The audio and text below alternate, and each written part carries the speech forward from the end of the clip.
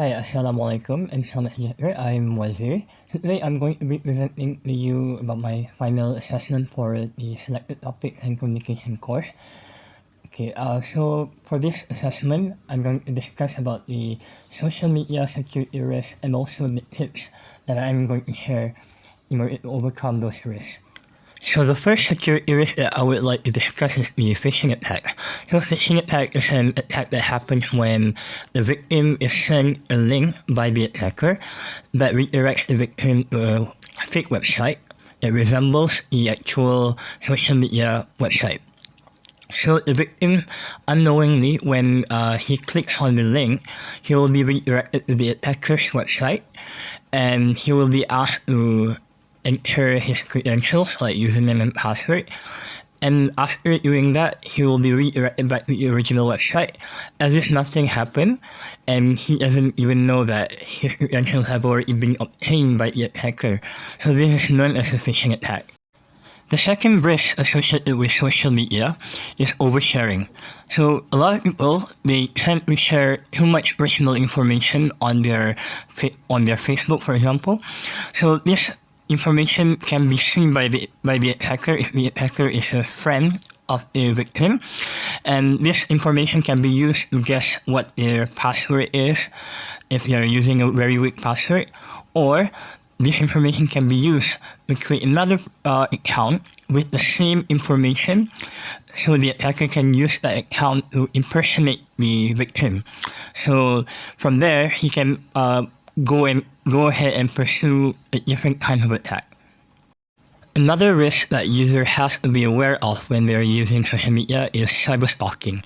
So cyberstalking is the thing that happens when the information was obtained by the attacker from the social media profile of the victim, and that information is used in order to stalk the victim, to threaten the victim, or to harass the victim. So malware attacks is one of the most common attacks associated with social media application. This is because of the nature of the communication that happens on the platform itself. So when the user or the victim is sent a link from an unknown attacker, that link can redirect the victim to an unknown website with unknown IP address that might in the background download the malware on the victim's computer. So this malware can be in the form of Trojan, virus, worm, you name it. It can be anything that has a malicious intent from the attacker, and it is downloaded usually in the background without the user knowing about it.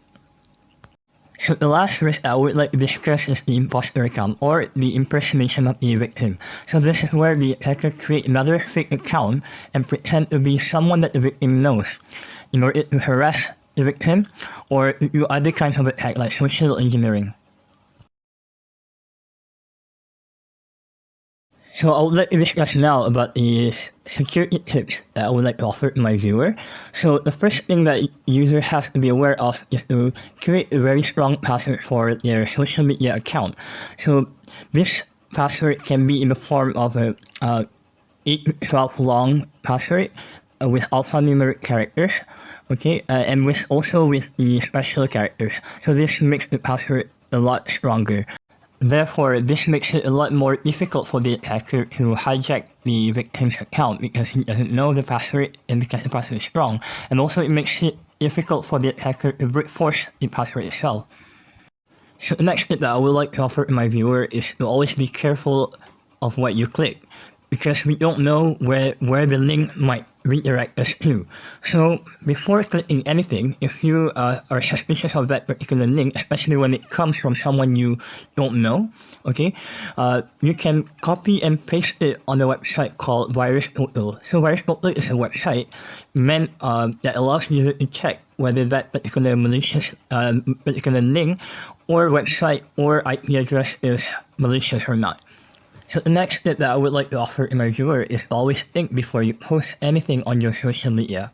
You have to avoid posting too much personal information that could identify who you exactly are, who your family are, where you live, and anything else that could identify you as a person. The reason being is that the attacker can use all this personal information that is on your wall in order to hijack your account either by guessing what your password is, especially if you're using your personal information as your password, or they can create a fake account in your name using all your information, using all your photos, in order to impersonate you. Okay. The next step is to turn on privacy settings. So these settings allow the user to control how the company uses their data. The next step is for a user to have an malware program installed on their computer or phone. This is because if a user ends up clicking any malicious URL or redirected to any website that might download a malware in the background, then the user are safeguarded by the anti-malware program that is installed on the computer. So this malware has to always be updated in order to keep up with the latest malware that exists in the wild. So the last tip that I would like to offer to my viewer is to verify the identity of your social media connection, whether it's your friend, your family, or someone you know at the office. I would recommend that the user spend some time before accepting the friend request to verify the identity of someone who is trying to request for your friendship on the social media. This is done to reduce the likelihood of someone being an imposter, pretending to be your friend, your family, or someone you know in order to do a cybersecurity attack. So the main lesson learned from this assignment is to know that there are always a lot of risks associated with using social media applications. So users always have to be aware of all the security risks related to using social media, and also how to overcome the risks, how to mitigate those risks, and also to ensure that the user is safe while using the social media. So I think that's all from me. Thank you for watching.